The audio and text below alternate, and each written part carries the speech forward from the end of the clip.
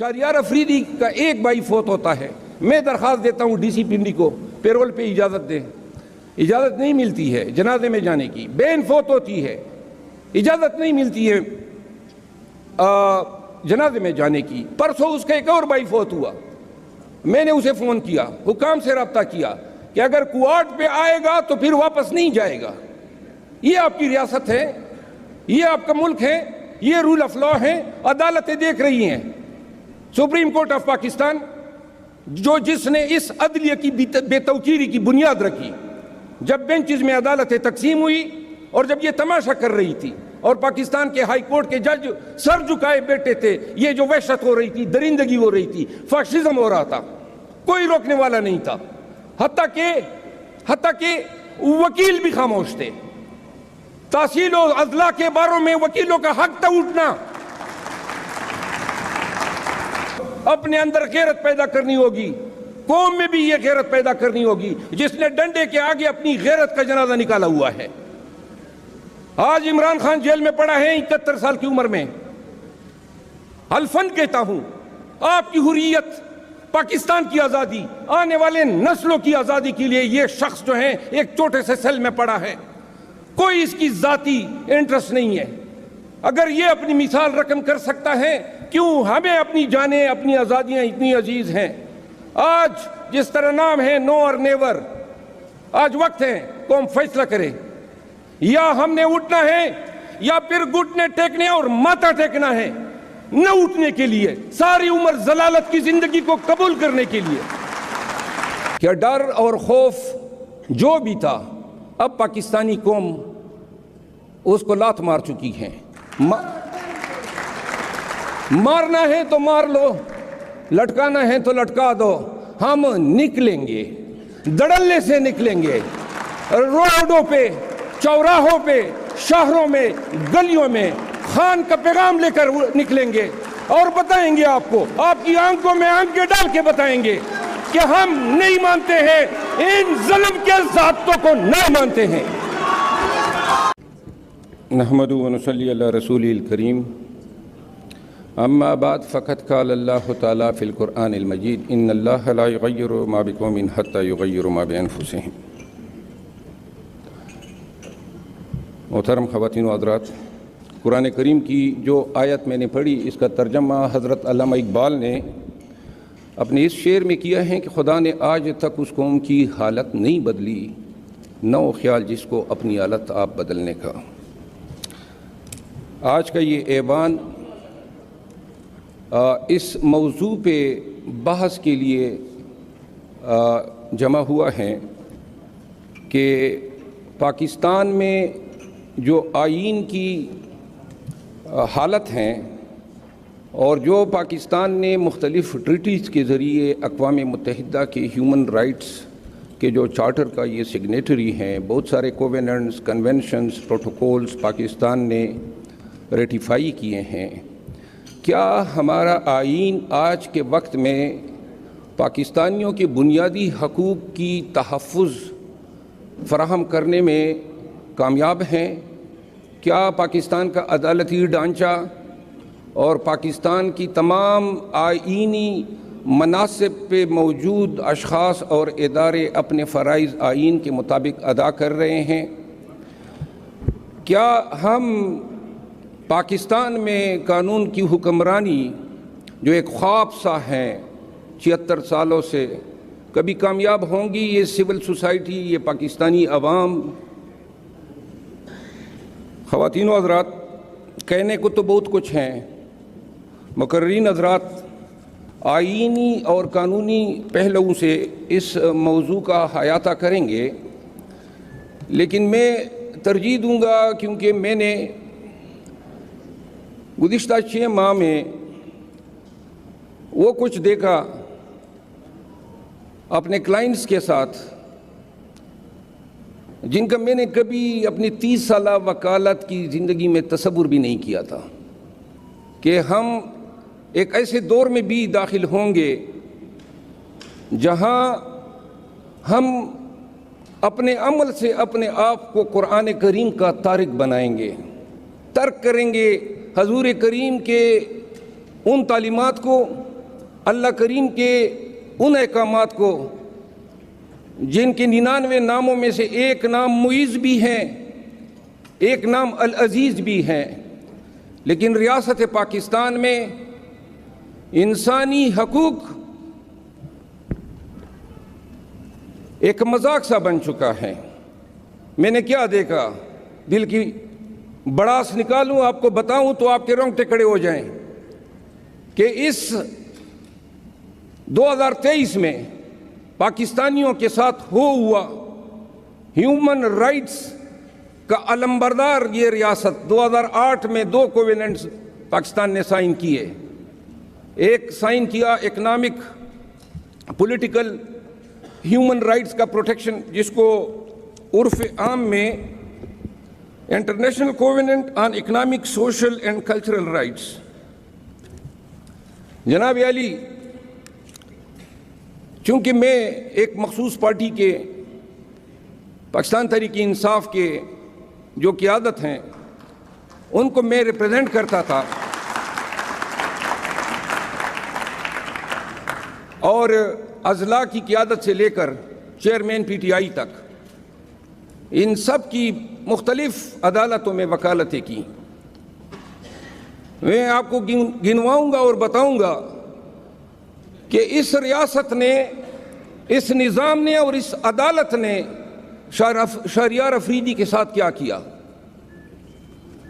علی محمد خان کے ساتھ کیا کیا۔ یہ وہ باتیں ہیں انہوں نے کبھی آپ کو نہیں بتائی، لیکن میں ان کا وکیل تھا، میں جیلوں میں جاتا تھا، ان سے ملتا تھا، ان پر روا رکھے گئے ہر ایک ظلم اور جبر کی بات یہ مجھے بتاتے تھے۔ شاندانہ گلزار کو انہوں نے اٹھایا، اغوا کیا، اور پھر کیا رویہ روا رکھا گیا۔ شبلی فراز کے ساتھ جو تشدد ہوا، جو اس کے چہرے پہ ابھی بھی آپ کو یاد ہوگا۔ پھر میں نے یہ دیکھا کہ ہمارے لوگ جب رہا ہوتے تھے تو اغوا ہوتے تھے، گمنام ہو جاتے تھے، اور گمنامی کے چکر میں نے ڈیلیں دیکھی، میں نے خاندانوں کو انگیج ہوتے دیکھا۔ میں نے پاکستان تحریک انصاف کی ہر ایک لیڈر کی اسلام آباد میں جتنے مقدمے بنے ہیں ان کی وکالت کی، اور میں بتاؤں آپ کو کہ جسمانی تشدد ہر ایک پہ ہوا، اور بدترین تشدد ہوا۔ شرم کے مارے، حیا کے مارے یہ لیڈر آپ کو نہیں بتا رہے ہیں۔ جیلوں میں اور تانوں کے حوالاتوں میں نے اس دن بھی بتایا، یہ وہ ریاست ہیں جس کو ہم برائے نام اسلامی جمہوریہ پاکستان کہتے ہیں۔ نہ اس میں نام کی جمہوریت ہے، نہ اس میں نام کا اسلام ہے۔ اس طرح دونوں ہاتھوں سے 8 گھنٹے کو ہر ایک کو کھڑا کیا گیا حوالاتوں میں، اور جب جیلوں میں ڈالا گیا تو ڈیتھ سیل میں، چکیوں میں ان کو ڈالا گیا۔ ان چکیوں میں باتھ روم ایسے ہوتے تھے کہ ان پہ پردہ تک نہیں ہوتا تھا تاکہ کوئی باتھ روم اٹینڈ نہ کر سکے، اور یہ مجھے بتاتے تھے کہ 4 ایام تک ہم کھانا نہیں کھاتے تھے، کیونکہ 5 اور 6 لوگ ایک سیل میں پڑے ہوتے تھے، اور حیا اور شرم کے مارے اس باتھ روم میں گھس نہیں سکتے تھے۔ پھر چھوٹے مائنر بچوں کو اغوا کیا گیا، اور یہ وارداتیں کے پی میں زیادہ ہوئی۔ پرویز خٹک کو تقویت دینے کے لیے پاکستان تحریک انصاف کے عہدیداروں کو، آفس بیئررز کو، اور پاکستان تحریک انصاف کے لیڈرز کو توڑنے کے لیے ان کے کاروبار بند کیے گئے۔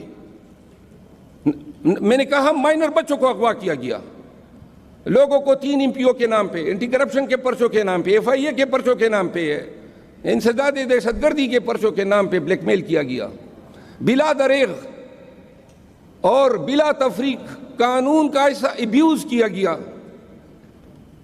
اور ان لوگوں کے ساتھ وہ شیطانی رویہ رکھا گیا کہ اگر کبھی یہ لوگ مجھے اجازت دیں کہ وہ بھی بتا دوں جو کلائنٹ اور وکیل کے درمیان ہوتا ہے، تو آپ کو شاید اس ملک سے ہی نفرت ہو جائے کہ ہم نے کن لوگوں کو پالا ہے، کن لوگوں کو قانون کا ٹھیکیدار بنایا ہوا ہے، کن چھوٹے چھوٹے اور مکروہ لوگوں کو ہم نے منصف کی مناصب پہ بٹھایا ہوا ہے۔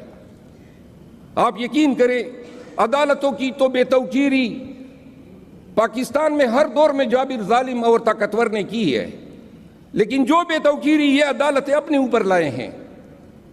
عمران خان اٹک جیل میں نظر بند ہیں اور قانون سے وابستہ لوگ سارے یہاں پہ بیٹھے ہیں۔ کوئی ایک وکیل اس پورے پاکستان میں کھڑا ہو کے بتا دے کہ اٹک جیل میں کس قانون کے تحت پڑا ہے۔ کوئی ایک قانون اس دن اس پہ سماعت ہوئی 20 ایام پہلے چیف جسٹس اسلام آباد ہائی کورٹ کی عدالت میں، اور میں نے سوال کیا کہ ہے کوئی ایسا قانون جو یہ جسٹیفائی کریں کہ چیئرمین پی ٹی آئی جو ہیں وہ کس قانون کے تحت اٹک جیل میں ہیں؟ جو حکم نامہ تھا وہ توشہ کی سزا سسپینڈ ہونے کے ساتھ ختم ہو چکا ہے۔ ابو الاسناد ذوالقرنین بغیر کسی قانون کے آئے دن جناب اٹک میں جا کے جیل لگا لیتے ہیں۔ کوئی قانون تو ہوگا نا، کسی قانون کی شک کے تحت تو اس کو یہ اختیار ہونا چاہیے۔ پھر ابو الاسناد ذوالقرنین، اب یہ سن لیں، آج سے 3 مہینے پہلے اچانک اس کی تقرری کر دی جاتی ہیں سائفر کیس کے جج کے طور پہ، جب ابھی سائفر کیس رجسٹر نہیں ہوا ہے۔ اور جو اس کے پیشرو ہیں گیلانی صاحب ایڈیشنل سیشن جج، ان کو ہٹا دیا جاتا ہے، ٹرانسفر کیا جاتا ہے۔ وزارت قانون یہ حکم نامہ جاری کرتی ہے۔ اور اس سے پہلے توشہ خانہ کیس میں آل آف اے سڈن 6 ماہ کے بعد جج صاحب کی تبادلہ اسلام آباد کے ضلع ویسٹ سے ضلع ایسٹ میں کیا جاتا ہے، اور ہمایون دلاور صاحب کو 6 مہینے کے بعد لایا جاتا ہے۔ اور وہی ہمایون دلاور صاحب نے جو انصاف کا حشر نشر کیا، پاکستان کے پورے ممالک کو علم ہے۔ نصر من اللہ صاحب سینئر سول جج اسلام آباد میں، وہ عدت کے کیس کو پریزائڈ اوور کر رہے تھے، انہوں نے کیس خارج کر دیا۔ ایک شخص ہے مشکوک عرفان نام ہے، اور وہ شخص ان کے وکلاء وہی ہیں جو ایف آئی اے نے یا پولیس نے ہمارے خلاف انگیج کیے ہیں دیگر مقدمات میں۔ وہی وکلاء جا کے ریویژن دائر کرتے ہیں، سیشن جج صاحب ہمیں نوٹس تک نہیں جاری کرتے ہیں، جبکہ کرمنل ریویژن کی بنیادی شرط ہے بغیر نوٹس کے کس طرح آپ ڈیسائیڈ کر سکتے ہیں؟ یک طرفہ طور پہ فیصلہ کر دیتے ہیں، جو ہی فیصلہ ہوتا ہے ہمارے خلاف اگلی رات کو نصر من اللہ کا تبادلہ ہو جاتا ہے، ان کی جگہ قدرت اللہ صاحب آ جاتے ہیں۔ اور اسی طرح ہر اس جج کو ٹرانسفر کیا گیا جس نے ہاتھ کڑے کرنے سے انکار کیا۔ اب مانگو اور ڈھونڈو انصاف ان لوگوں سے۔ اسلام آباد ہائی کورٹ میں ہم جاتے ہیں، چیف جسٹس صاحب کو کہتے ہیں کہ حضرت چیئرمین پی ٹی آئی آپ پہ اعتماد نہیں رکھتے ہیں، اور دنیا بھر کا قانون ہے، یہ یونیورسل پرنسپل آف لا ہے کہ عدالت یہ دیکھتی ہے کہ میرا کتنا انٹرسٹ یا پروجوڈس ہے، یہ نہیں دیکھتی ہے، بلکہ دیکھتی یہ ہے کہ جس شخص نے مجھ پہ عذر لگایا ہے اس کے کتنے اپریہنشن ہیں، کتنے سبسٹینشیل ہیں۔ میرے عزیزوں، یہاں پہ پاکستان میں مظالم تو بہت ہوئی ہے۔ کل میں گیا عباد فاروق کے گھر، ان کے بچوں سے ملا اور ان کی کہانی سنی، اور یہ کہانی سن کے ہم نے ویڈیوز میں تو دیکھی تھی، لیکن آپ اندازہ کریں یہ آپ کا خوبصورت شہر لاہور، اس کے سب سے پوش ایریا ماڈل ٹاؤن میں ان کا گھر ہے۔ 12 دفعہ لاہور کی پولیس جاتی ہیں، اس گھر میں گھستی ہے، دروازے توڑتی ہیں، سامان اٹھاتی ہیں، بچے چیختے چلاتے ہیں، باپ کو اٹھایا جاتا ہے ایک ایسے کیس میں جس میں یہ نامزدگی نہیں ہے، جس کی کوئی ویڈیو نہیں ہے، جس کی کوئی ایویڈنس نہیں ہے۔ مجھے کہا گیا ہے کہ ٹائم کی کنسٹرینٹس ہیں، کوشش کروں گا کہ مختصر کروں، لیکن ذرا فریاد سنی لے۔ جب بلا لیا ہے تو جب میں اس گھر پہ گیا تو پولیس گئی 12 دفعہ، باپ کو اٹھایا، پھر ماں کو اٹھایا، جیل میں ڈالا، اور یہ ساری درندگی اور وحشت یہ بچوں کے سامنے ہوتی ہے۔ چھوٹے چھوٹے بچے ہیں، سالار، شاہ زیب، عمار، اور ایک چھوٹا بھائی ہے ان کا، اور پھر ان کی دادی کو اٹھایا جاتا ہے۔ اور یہ ہر بار جب پولیس کے غنڈے اندر آتے ہیں، دندناتے ہیں، تو اس گھر پہ قیامت بار بار گزرتی ہے۔ ان کے بعد بچے کی حالت خراب ہوتی ہے، ہم ویڈیو میں دیکھتے ہیں، اتفاق اسپتال میں داخل کر لیتے ہیں۔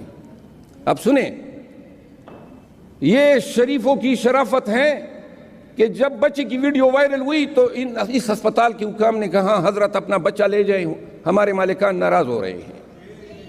تو بچے کو کرٹیکل حالت میں ڈسچارج کر دیتے ہیں۔ چھوٹے چھوٹے کلینک میں یہ مجبور ہو جاتے ہیں کیونکہ کوئی اسپتال اس کو لینے کا روادار نہیں ہے۔ یہ بچہ اپنی جان دے دیتا ہے۔ ہمارے آپ کے، ہم سب کے موجودگی میں ان تمام بل ورکس، پریکرسرز اور جتنے ٹارچ بیئرر ہیں ہیومن رائٹس کے، رول آف لا کے اور سپریمیسی آف کانسٹیٹیوشن کے، ہم دیکھتے رہ جاتے ہیں۔ ہمارا بچہ، اس قوم کا بچہ، ایک پاکستانی کا بچہ، وہ سک کے ایڑیاں رگڑ کے مر جاتا ہے۔ اور اس کے بعد ان کا پروپیگنڈا کیا آتا ہے کہ جی بچہ تو پہلے سے بیمار تھا، 9 سال سے والدین کو پتہ نہیں ہے، لیکن ان لوگوں کو پتہ چل گیا۔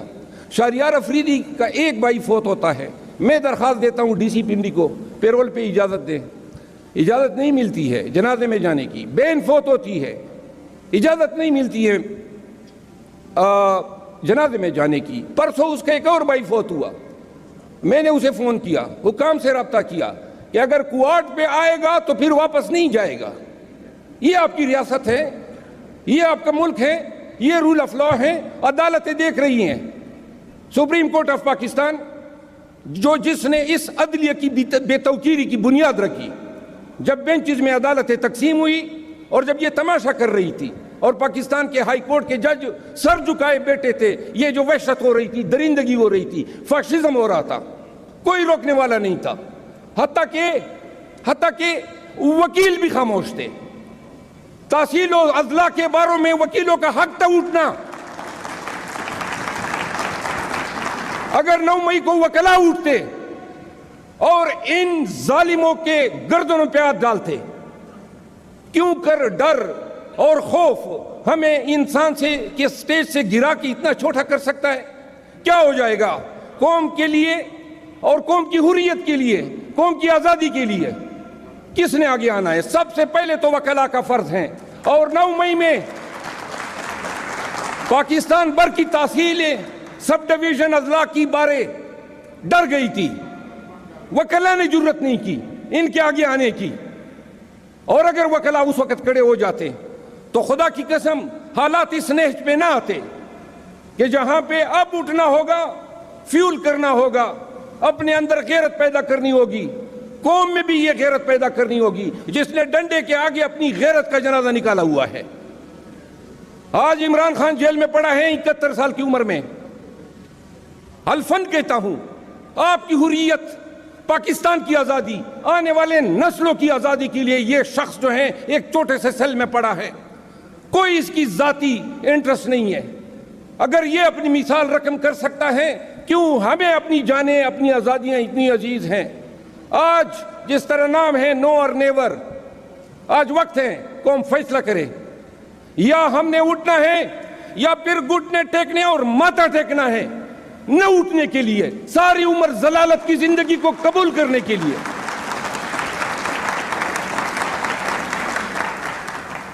قانون کا اتنا مذاق پاکستان کی تاریخ میں کبھی نہیں اڑایا گیا۔ شہریار افریدی پہ 7 دفعہ MPO لگے۔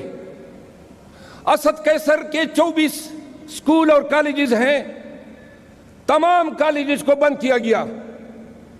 اسد قیصر پہ 9 مقدمات درج کیے گئے۔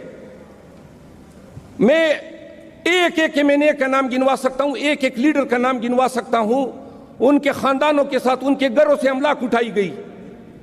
ثوابی کا ایک MPA ہے، منسٹر تھا، شاہرام ترقی، اس کے گھر پہ اسلام آباد میں پولیس نے چھاپا مارا۔ ایک 5.5 فٹ کا سیف تھا، اس میں اس کے بھائی کے، بیوی کے زیورات تھے، پیسے تھے۔ وہ 5.5 فٹ کا سیف جب کھولا نہ جا سکا تو خرادی کو لے آئے، اس نے رات کے 11:30 بجے وہ سیف کاٹا، سب کچھ لوٹ کر لے گئے۔ یہ آپ کے پاکستان اور اسلام آباد میں ہو رہا ہے۔ میں نے اس واقعے کا FIR IG اسلام آباد کے خلاف سیشن جج سے آرڈر لیا۔ ڈاکے پڑے، آج لاہور میں سن رہے ہیں، پڑھے لکھے لوگ اور صاحب حیثیت لوگ پیسے دے رہے ہیں بچوں کو بچانے کے لیے۔ पुलिस का जो है एक लॉटरी निकली हुई है। जनाब अली एतजाज़ एहसन साहब आए हैं, ज़रा तालियां बजा के उनका इस्तकबाल होना चाहिए।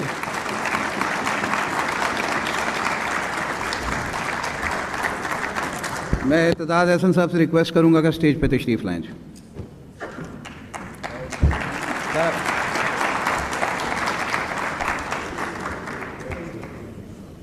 मैं आखिर में कि बातें बहुत ज़्यादा की हैं। मेरा ख़्याल है सोशल मीडिया हमारे साथ हमदर्दी से लबरेज़ हैं। हर एक घर के बेड पे लेट के या बैठ के बड़े आराम से हमारे साथ सॉलिडेरिटी दिखा रहा है। और मेरा ख़्याल है कि अब जो है कौम को ये सोचना होगा, हमारे एजेंडे की आज़ादी नहीं है। आर्टिकल 4 कहता है पाकिस्तान के आइन का कि तमाम को कानून के मुताबिक ट्रीटमेंट मिलेगी। MQM, PTM, ANP और हर पार्टी अपना झंडा लेकर जलसे और कन्वेंशन कर सकती हैं। हमारे लिए जो है ये हराम है। हर पार्टी जलूस निकाल सकती हैं। 14 अगस्त को पाकिस्तान तहरीक इंसाफ के वर्करों का इन्होंने क्या हशर किया, कोई मौका इन्होंने हाथ से जाने नहीं दिया है हमें जलील करने का, हम पे फिस्ताइयत जो है मुसलत करने का। लिहाजा मैं उस दिन खान साहब से मिला तो उन्होंने कहा, मैंने कहा जी वर्कर कह रहे हैं कब निकलेंगे बाहर, तो लिहाजा आप पूरी कौम सुन लें कि डर और खौफ जो भी था अब पाकिस्तानी कौम उसको लात मार चुकी है। मारना है तो मार लो, लटकाना है तो लटका दो, हम निकलेंगे, धड़ल्ले से निकलेंगे। रोडों पे, चौराहों पे, शहरों में, गलियों में खान का पैगाम लेकर निकलेंगे और बताएंगे आपको, आपकी आंखों में आंखें डाल के बताएंगे कि हम नहीं मानते हैं, इन जुल्म के ज़ाब्तों को नहीं मानते हैं। पाकिस्तान जिंदाबाद, इमरान खान पाइंदाबाद।